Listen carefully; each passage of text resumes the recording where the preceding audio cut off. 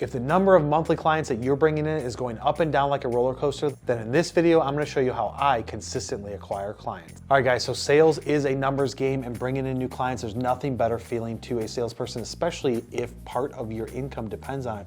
But too often, sales teams are going up and down. Some months you're doing great, some months you're not doing great.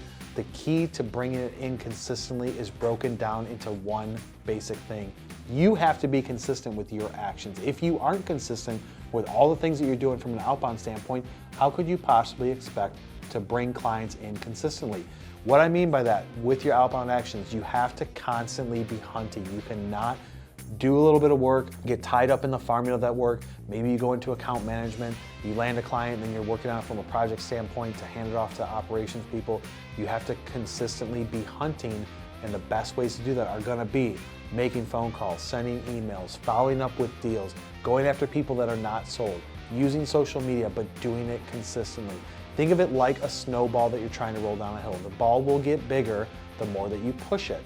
And if you're not consistently doing it, then how could you possibly think that you're gonna bring in consistent clients? I often use the example of like spinning plates. Imagine somebody that's spinning plates. They've got the stick there, they spin one plate, and they put another stick down, spin another plate. That's how you have to handle things. You have to constantly be touching every single opportunity. Now you could break your day up and say, these hours of the day, I'm gonna be doing these activities, calls, emails, follow-ups, and these other hours of the day, book it out on your calendar to where this is where I'm gonna be following up with deals, doing proposals, whatever it is.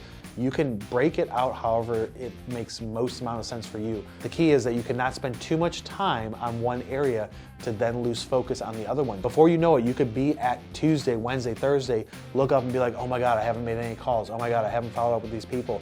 And that's a lot of ways that people can get distracted in sales, is they get bogged down, going too deep into the hole where they're like just plugging away and working on proposals or deals or internal conversations or having too many meetings.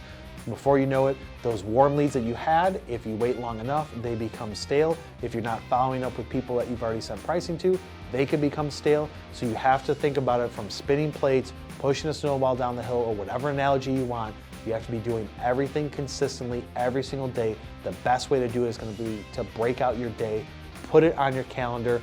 Maybe have a second calendar if somebody's trying to book time with you. Have a calendar for that. Have a second calendar with your activity, sales activity calendar, where this is what I'm going to do. I structured my day like this. Stick to it. Do it every day. After 21 days, anything new becomes a habit, and you will crush it out there. If you guys like this content, share it with one person that you know. Hit subscribe on YouTube. Turn on notifications. We produce a ton of content about this subject, and I want you to be notified as soon as we publish it.